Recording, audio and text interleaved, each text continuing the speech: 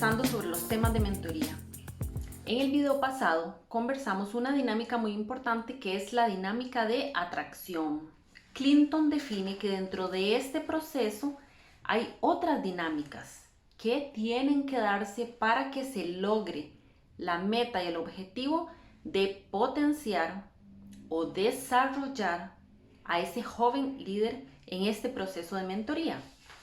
Aparte de la atracción, tiene que haber una dinámica de relación que se da en ese proceso de crecimiento de confianza interactiva entre el mentor y el aprendiz, en la que se construye la base sobre la que va a funcionar la respuesta, la rendición de cuentas y la potenciación. Tenemos como tercera dinámica entonces la respuesta. La respuesta se describe como la actitud de sumisión voluntaria que un aprendiz exhibe hacia su mentor, de manera que sus consejos y tareas son respetados, apreciados y llevados a término. La dinámica de rendición de cuentas, que es la responsabilidad de supervisión que un mentor debe tener, de manera que pueda asegurar que el aprendiz está cumpliendo los consejos y asignaciones que se le dan. Y por último, la dinámica de potenciación, que hace referencia al proceso en el que el mentor habilita a un aprendiz, así como los resultados de este proceso, las habilidades variadas, aptitudes y la capacidad para administrar que ocurren en el aprendiz. Quiere decir que para que este proceso de mentoría sea eficaz, tienen que existir primeramente la atracción, después la relación, la respuesta, la rendición de cuentas y la potenciación. Lograr alcanzar ese desarrollo que se pretende, que se quiere en ese joven líder. Bueno, vamos a conversar sobre cada una de estas mentorías que hemos mencionado. No se dan en la misma cantidad, en la misma frecuencia, con la misma duración. No todas. Entonces, Clinton las define acá como 3 tipos de mentorías. Las clasifica en mentorías activas o intensas, mentorías ocasionales y mentorías pasivas o esporádicas. La mentoría activa dice que se va a trabajar con la mentoría de discipulador, guía espiritual y entrenador.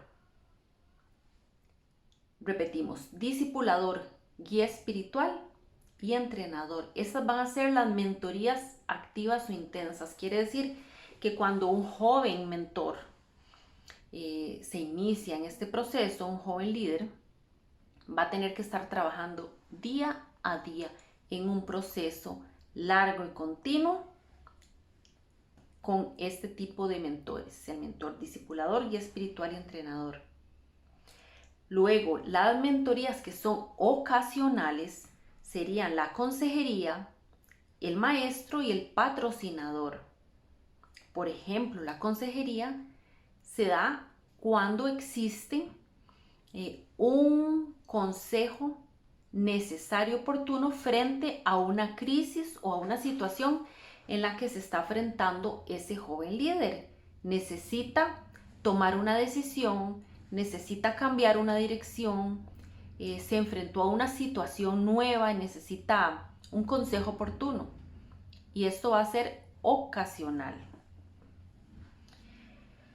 Por ejemplo, un patrocinador puede dar un recurso ocasional. Puede conectar a ese joven líder con algo que necesita, o con una persona, o con una información, o con algo material que necesita, un recurso económico, por ejemplo, puede dárselo ocasionalmente. Y una mentoría pasiva, que la tenemos en los modelos contemporáneos, modelos históricos y contactos divinos. Modelos contemporáneos son, por ejemplo, estas personas que nos sirven de inspiración, personas, por ejemplo, que tienen ministerios grandes y fructíferos, que muchas veces no tenemos contacto directo con ellos, que puede ser que los veamos a través de los recursos que ellos han brindado por medio de videos, por medio de libros, por medio de charlas, de conferencias. Son personas que quizás nunca lleguemos a conocer personalmente, pero que podemos obtener alguna información, algún recurso de valor para nuestra vida por medio de estos recursos que la persona da. Y hoy en día, por medio de las redes sociales, es muy accesible tener estos recursos de este tipo de mentores.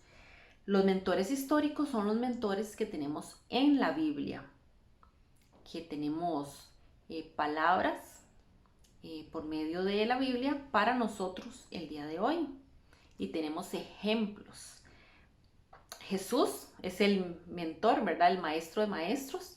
Tenemos ejemplos de su vida y su ministerio, de sus palabras, de sus consejos, de su sabiduría. Los apóstoles y también líderes de las iglesias, así como, por ejemplo, Bernabé, fue un mentor de Pablo en algún momento. Luego Pablo lo fue de Timoteo y de otros líderes también. Vemos este patrón histórico, bíblico. Y el contacto divino, como les mencionaba en el video anterior, es el consejo oportuno que Dios manda en el momento en que menos lo esperemos.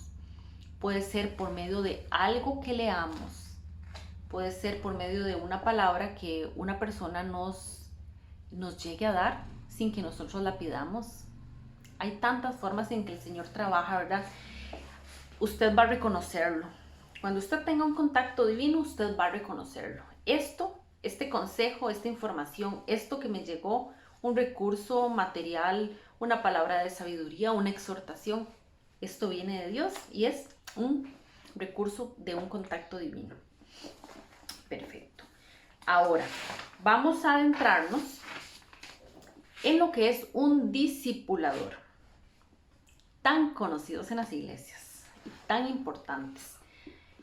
Clinton mencionó que es un tipo de mentoría activa.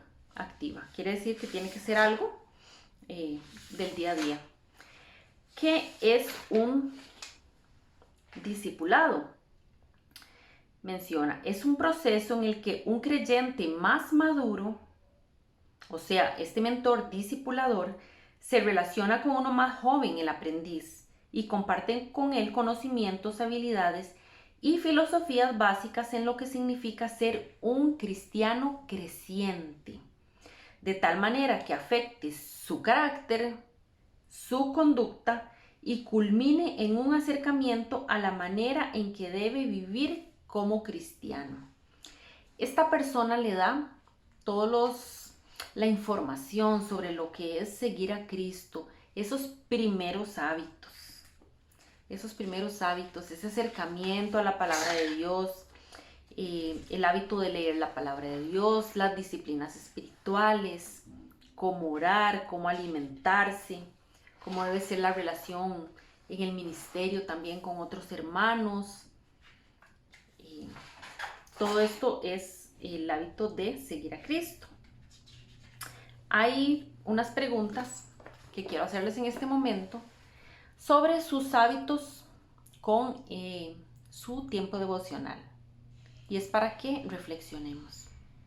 Dice, ¿tiene usted tiempo a solas con Dios regularmente? ¿Le habla Dios a usted frecuentemente en esos tiempos a solas? ¿Tiene usted espontaneidad en esos tiempos de oración? ¿Conversa con Dios en un lenguaje íntimo? ¿Escucha usted a Dios en sus oraciones? O sea, ¿experimenta la oración en forma de diálogo, así como un monólogo? ¿Con qué regularidad pasa tiempo con Dios? Y ahora los invito a evaluar qué recursos o qué métodos utiliza usted en ese tiempo a solas con Dios. Yo logré reconocer varios de estos. Se los dejo por acá para que usted pueda meditar cuáles métodos está utilizando y cuáles podría utilizar en ese tiempo a solas con Dios.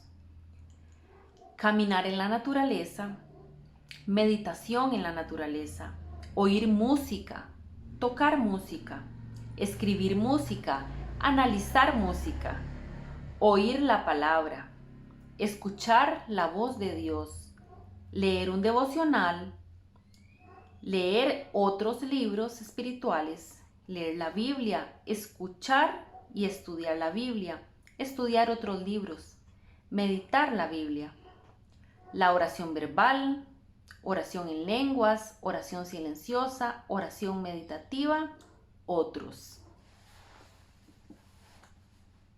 Se los dejo para que reflexionen y se hagan esta pregunta. Sus respuestas pueden ser no muy frecuentemente, ocasionalmente, frecuentemente o habitualmente. Valórese hoy cómo está su tiempo devocional, su tiempo con el Señor.